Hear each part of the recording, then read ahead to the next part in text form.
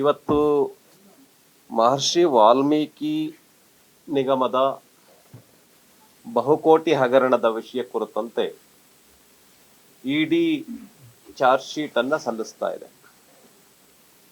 ಆ ಒಂದು ಇಡಿ charge sheet ನಲ್ಲಿ ನಾಗೇಂದ್ರ ಅವರು ಈ ಒಂದು ಬಹುಕೋಟಿ ಹಗರಣದಲ್ಲಿ ಅಂದ್ರೆ 187 ಕೋಟಿ ಹಗರಣದಲ್ಲಿ ಬಹಳ ಪ್ರಮುಖ ಸ್ಥಾನವನ್ನ ನಿಭಾಯಿಸಿದ್ದಾರೆ ಅನ್ನುವಂಥದ್ದು ಚಾರ್ಜ್ ಶೀಟ್ ನಲ್ಲಿ ಉಲ್ಲೇಖ ಆಗಿದೆ. ಆದ್ರಿಂದ ನಾನು ಸರ್ಕಾರವನ್ನು ವಿನಂತಿಯನ್ನ ಮಾಡ್ತೇನೆ, ಇಡಿ ಈ ರೀತಿ ಚಾರ್ಜ್ ಶೀಟ್ ಅನ್ನ ಸಲ್ಲಿಸಿದೆ, ಆದರೆ ಕರ್ನಾಟಕ ರಾಜ್ಯದಲ್ಲಿ SIT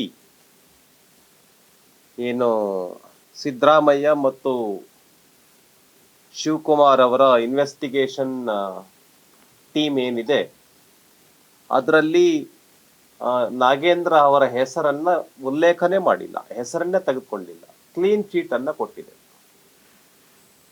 ಯಾರನ್ನ ಪ್ರಮುಖ ಆರೋಪಿಗಳನ್ನಾಗಿ ಮಾಡಿದೆ SIT ಚಾರ್ಜ್ ಶೀಟ್ ನಲ್ಲಿ ಅಂತ ಅಂದ್ರೆ ಇಬ್ರು ಅಧಿಕಾರಿಗಳ ಹೆಸರನ್ನ ಉಲ್ಲೇಖ ಮಾಡಿದೆ.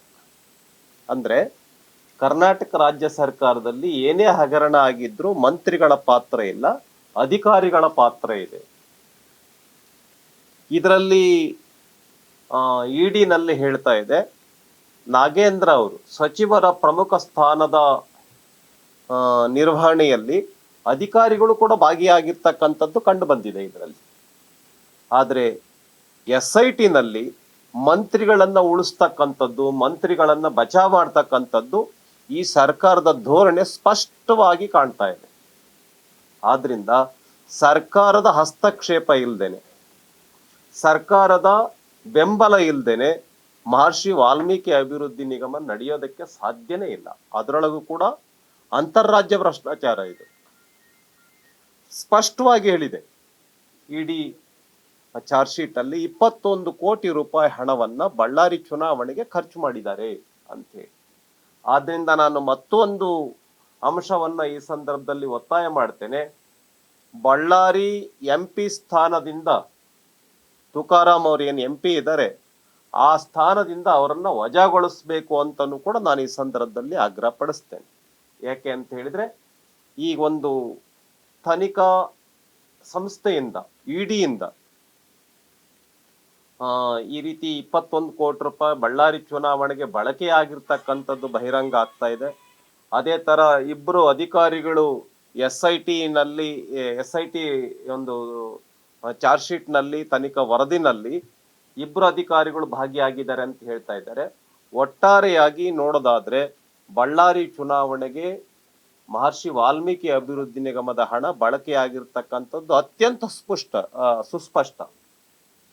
ಆದ್ರಿಂದ ಕೂಡಲೇ ಅರೆಗಳಿಗೇನು ಕೂಡ ತಡ ಮಾಡ್ದೇನೆ ಬಳ್ಳಾರಿ ಸಂಸದರಾಗಿರ್ತಕ್ಕಂಥ ತುಕಾರಾಮ್ ಅವರು ತಮ್ಮ ಸ್ಥಾನಕ್ಕೆ ರಾಜೀನಾಮೆಯನ್ನು ಕೊಡಬೇಕು.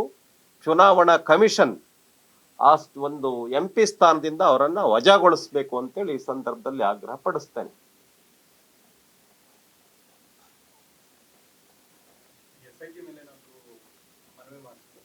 ನಾನು ಅದೇ SIT ಏನಾಗಿದೆ ಅಂತ ಹೇಳಿದ್ರೆ ಮಹರ್ಷಿ ವಾಲ್ಮೀಕಿ ಅಭಿವೃದ್ಧಿ ನಿಗಮದ ಭ್ರಷ್ಟಾಚಾರವನ್ನು ಮುಚ್ಚಾಕುವಂತ ಪ್ರಯತ್ನವನ್ನ SIT ಮಾಡ್ತಾ ಇದೆ.